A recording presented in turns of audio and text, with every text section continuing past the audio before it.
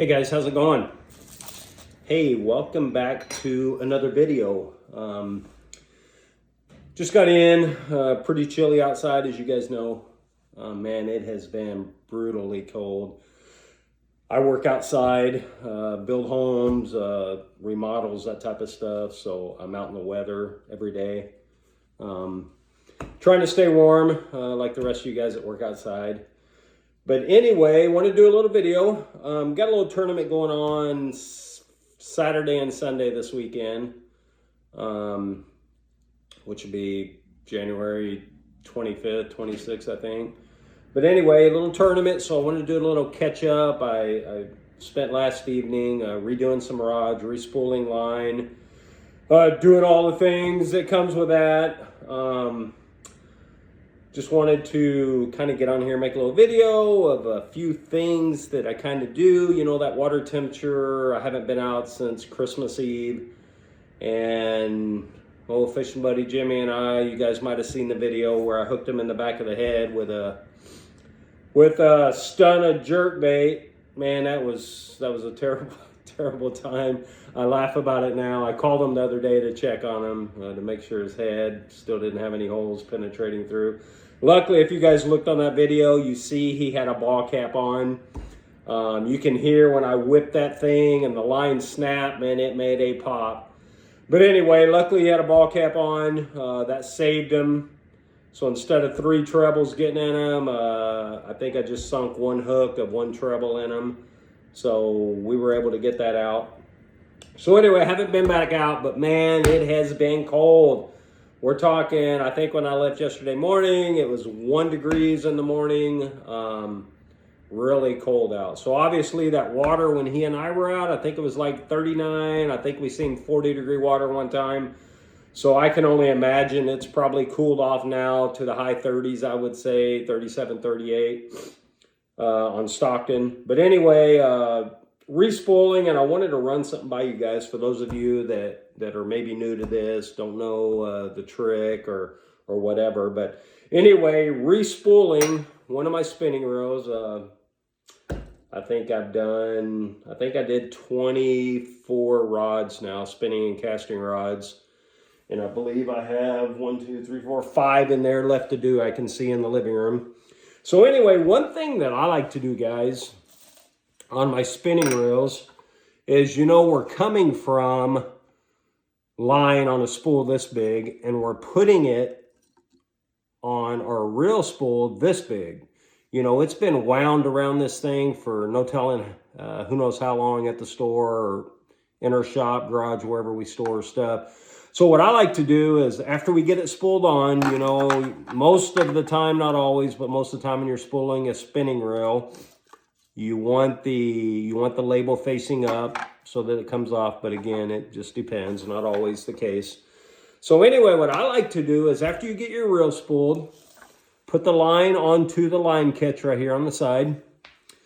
Take you some hot water from the sink. I mean, don't boil the water or nothing. Take you some tap hot water and take your spool on there after you get it spooled. Drop it down in there in that hot water, guys. I leave it for 10 minutes or so, 15 minutes. I mean, you're not going to damage the line at all unless you use boiling water, and that might do something to it. But anyway, I like to leave it in there for about 10 minutes, 15 minutes if I got busy doing something else. And what that does, guys, is my experience of doing this for probably 15 years, 18 years, is what I have found is when you put it in there, it will, you know, it takes the memory out of being on this spool and it will reacclimate it to this size. I mean, you can see the huge difference on there. So anyway, what I like to do is leave it on 10, 15 minutes, and what it does is reacclimates that to that size spool. If you don't do this, what you guys will see a lot of is whenever you just take it off here, you put it on your spinning reel, you go out, you go fishing, you'll see a lot of times that line will jump off your reel, jump off your spool, like for no reason. After you flip the bell, it'll just pop off. And the reason is the size difference. It's so used to being tied up on this, and now you've got it on this little bitty thing, so it's uncoiling all on its own. If you will do the hot water trick, guys, again, I've done hundreds of times. I don't recall ever having one do that, bounce off there after doing this. So anyway, little trick for you. If you haven't tried it, if you didn't know about it, try it. Let me know what you think. All right, guys, got that out of the way.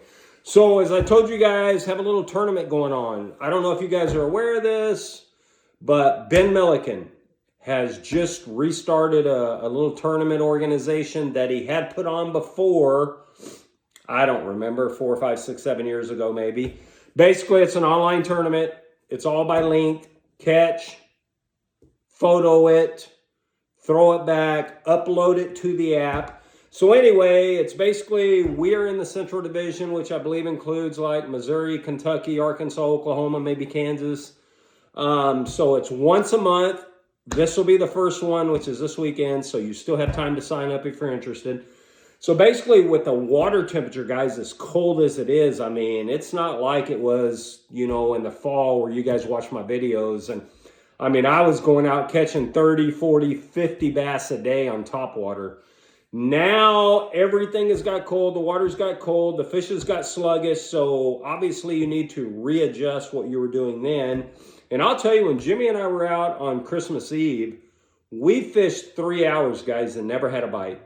Now looking back, I should have jumped to more slower, more cold water presentations than what we did. I mean, we threw a jerk bait, we threw a crankbait, we threw a little bit of stuff and never got a bite. So anyway, I have a couple of plans here this time. And this time of year, guys, one of the things that is going to help you and better your odds, a lot of you experienced guys know this, but speaking to the more beginner guys that might be struggling this time of year, if you get out this time of year, I mean, it's cold, it's going to be nasty, is your blade baits, guys. Let me show you here. Let me grab my phone. So if you look here, you guys can see, I mean, these baits I pulled out of one of my old tackle boxes. These things here, guys, are old. I mean, we've got everything from these jigging spoons. Man, here's an old timer, guys. Any of you guys remember what this is right here? I don't even know if they make them still. But anyway, so basically, you know, we've got everything down. I think that's a 3/16 in the middle there, 1/4 inch, 3/8. I believe that's a half there. So anyway, what I'm going to do this time, guys, I'm going to focus on blade baits. I believe I've got 4 or 5 tied on. And one of the ones that I like, you can go out and get, I mean, probably every brand of tackle makes a bladed jig now. So what I like to use are these Bass Pro Shops, guys. For the most part, I'm going to be throwing and jigging a 1/2 ounce or a 1/4 ounce. You can see, I believe that's a half right there. A 1/2 or a 1/4. I mean, these right here basically are the colors that I feel like I need in my boat all the time in the wintertime, guys. You can see my old baits there are pretty beat up, but most of them are white.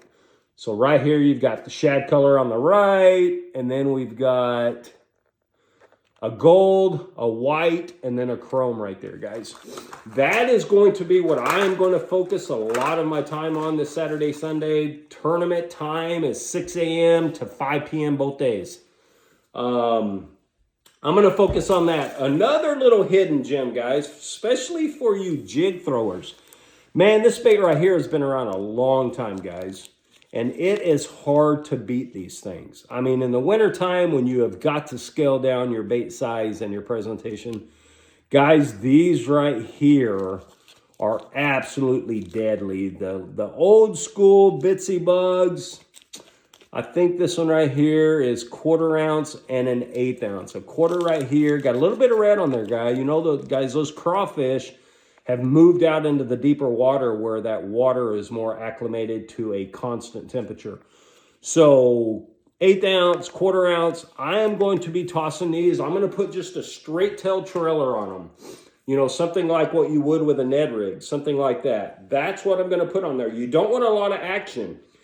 With those light jigs there, that little tail of that Ned rig type bait would just barely come up maybe an inch or so off the bottom, guys, and it'll just sit there and just balance. Something else, man, the Fritz side. I don't have one out here, guys, but I've got some tied on in there. The Fritz side crankbait, the number 5, guys. The number 7 might do too, but again, you want to reduce the size of everything you do. If you're used to throwing a Berkeley Stunner 112, step down to that next size. Go with the junior, you know, your Megabass Vision. Go with the junior 110s, guys. Try to downsize what you're doing. Here is an old Shad Rap that I pulled out of the original. It's, I don't know, this thing probably, I mean, the old sticker on there is probably 10, 15 years old. But anyway, the Shad Raps I'm going to be throwing. I've got 1 or 2 tied on, as well as the Fritz side number 5. That bait is going to get down 4, 5, 6 foot. I think I spooled them on 8-pound test mono.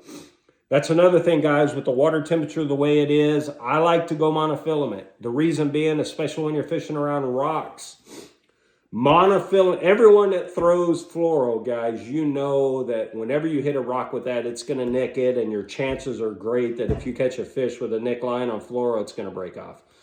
Monofilament, guys, if you hit that same rock and you get a little nick in there, the advantage of monofilament is monofilament has a little bit of stretch in it. So instead of just breaking, you're going to be able to fight that fish a little bit. So I like to use monofilament anytime that water's cold. So I re-spooled, like I said, I think 24. I put fluorocarbon 12-pound on 6 bait cast rods. Everything else has monofilament on it. This spinning reel right here that I showed you guys is what I'm going to be doing. I've got 2 or 3 Ned rigs tied on. I put 6-pound on there. 6 or 8 is what I'm going to go with almost everything this time of year. So that is my plan. I've got a Ned rig tied on. I've got Fritz side crankbait, Shad Rap, bladed jig and spoons. Man, guys, do you remember these right here? And they still make these, but these are a couple of the originals. They started making these thin fins. They started making these, I believe, in 1968, I believe. But anyway, I know I've had these here. They've got the patent under the bill still. So I know for a fact I've had these at least 20, 25 years maybe. But anyway, you old timers, if you remember these right here, man, these were in the old days awesome baits. I might even try to tie one of these on. But if you look, they're so thin. The bottoms come to a point. So if you guys aren't familiar with these, man, these are getters right here, guys. These are, I think, 1/4 ounce baits right here. Got the original yellow eyes on them. Anyway, this is another great bait for this time of year. So I might take a chance on losing those because, as you guys know, with these bladed baits, man, you can see I used to use these suckers right here often. I mean, look how beat up they are. But anyway, as you guys know with these bladed baits, what I like to do, set my boat, depending on where I'm fishing. This weekend, I think I'm going to be anything less than 20 foot deep. So what I like to do is if I see fish on forward facing or side scan, whatever I'm doing, I like to throw up there in that 6, 8 foot of water, let it hit the bottom. Man, these things right here, guys, as you know, these things are skinny and they have a tight wobble. That's what you're looking for this time of year, guys, is that tight wobble, hence the Fritz side. The Fritz side is an awesome bait for that. So anyway, what I'm going to do, throw it up there, and I'm just going to pull it about 1 foot, 1.5 foot off the bottom and let that thing shimmy back down. Pull it up, and I'm not going to jerk it like you would maybe in the springtime or late fall on a transition. I'm going to just pull it up and let it shimmy down. Let it sit there 2 or 3 seconds. Pull it up, shimmy down. In the meantime, guys, you're going to lose some of these. So I've got probably 20, 30 maybe in the boat still. And I've got 8 or 10 still in packages as well. So I'll have plenty out there. So those are what I'm going to use. I do have 2 A-rigs tied on just in case it gets a little crazy out there.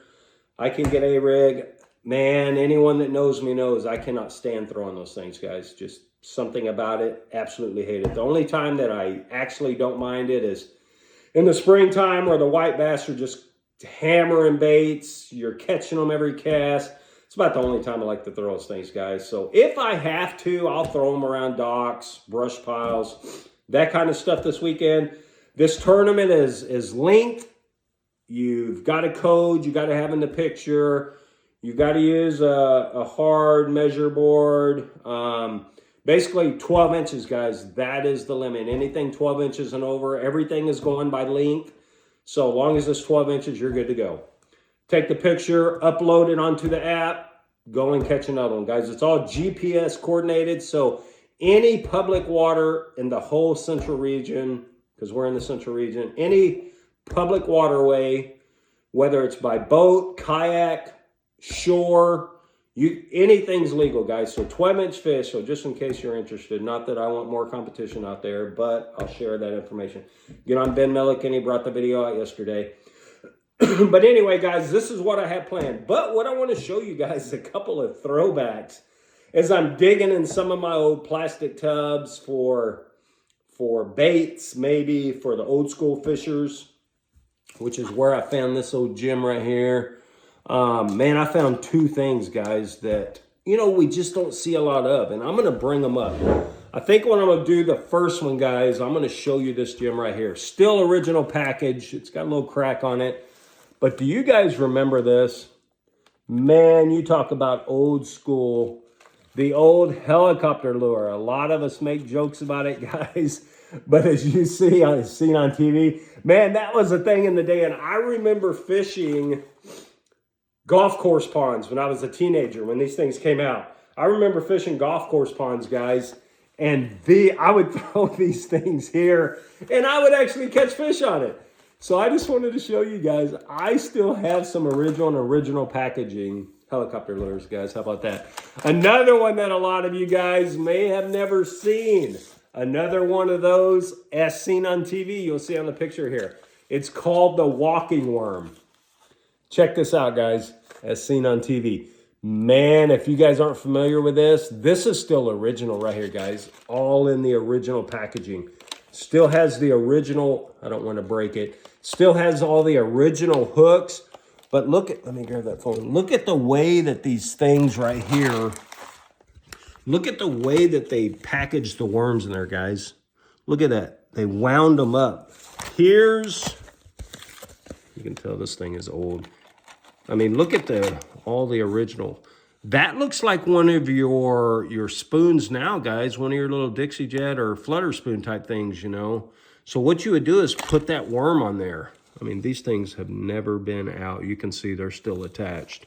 So anyway, as I was going through some of my stuff, I came across these gems right here, guys. Man, you talk about old school. You can see on that picture right there, just absolutely crazy. The walking worm. It says right there, makes it look like a real worm automatically. Anyway, pretty cool. So anyway, guys, I will be out this Saturday, Sunday. I think I'm going to, because it's open for any lake, I think I'm going to head down to Table Rock, put in at Ants Creek, and fish Table Rock on Saturday. And if I don't do very good there, I am going to come up to Stockton here by where I live and spend my Sunday up here fishing Stockton. So anyway, little video for you guys. I just wanted to share the line trick there with putting your spool in the hot water for 10 or 15 minutes, and it will make a difference, guys. I promise you. So anyway, as you see, guys, I've got, I think there's 12 rods right there that I got done. There's another, I think, 13 right there.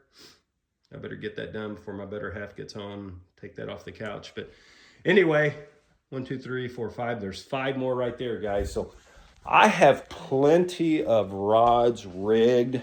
I think I'll probably end up taking 15 or so of those just so I don't have to retire anything, because I have at least 2 of everything that I'm going to use tied on there. So anyway, guys, man, appreciate you guys watching. I will do a video probably Sunday to let you know how I did.